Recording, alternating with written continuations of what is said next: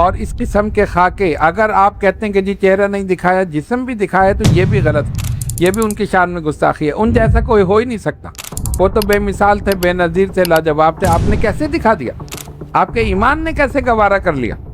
تو اس لیے ان لوگوں کو فوراً سزا دینی چاہیے اور اس پر بینڈ لگانا چاہیے اس فلم پر، تاکہ آئندہ کسی کو جرت نہ ہو کہ ان مقدس ہستیوں کے متعلق فلم بنائے یا دکھائے۔ جیسا کہ گزشتہ دنوں جیو ٹی وی پر واقعہ کربلا سے متعلق ایک فلم دکھائی گئی، اس میں سرکار صلی اللہ علیہ وآلہ وسلم کی شبیہ بھی دکھائی معاذ اللہ، اور ساتھ ہی ساتھ دیگر صحابہ اکرام و اہل بیت اطہار کی شبیہ بھی دکھائی گئی۔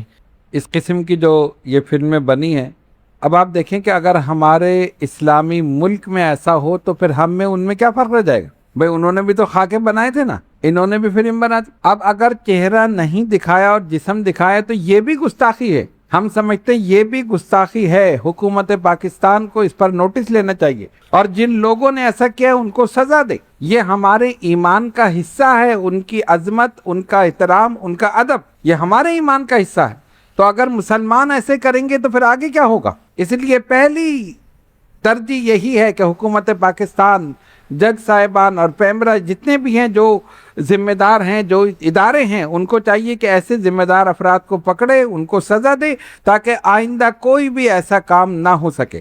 یہ ہم حکومت پاکستان سے مطالبہ کرتے ہیں اور پیمرا سے مطالبہ کرتے ہیں کہ ان کے جو ذمہ داران ہیں وہ اس فلم کے بنانے والوں کو پکڑے اور ان کو سزا دے کہ آئندہ کوئی ایسا اقدام نہ ہو سکے۔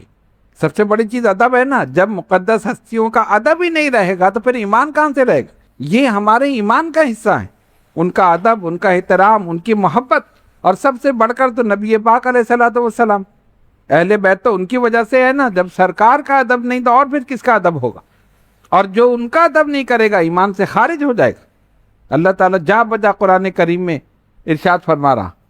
تو اس لیے جب ہم نے یہ سنا تو بڑی قلبی تکلیف ہوئی، اذیت ہوئی کہ ہمارے ملک پاکستان جو اسلام کے لیے حاصل کیا گیا، جب اس میں ایسی حرکتیں ہوں تو پھر کیا ہو؟ پھر کیا فائدہ ہو؟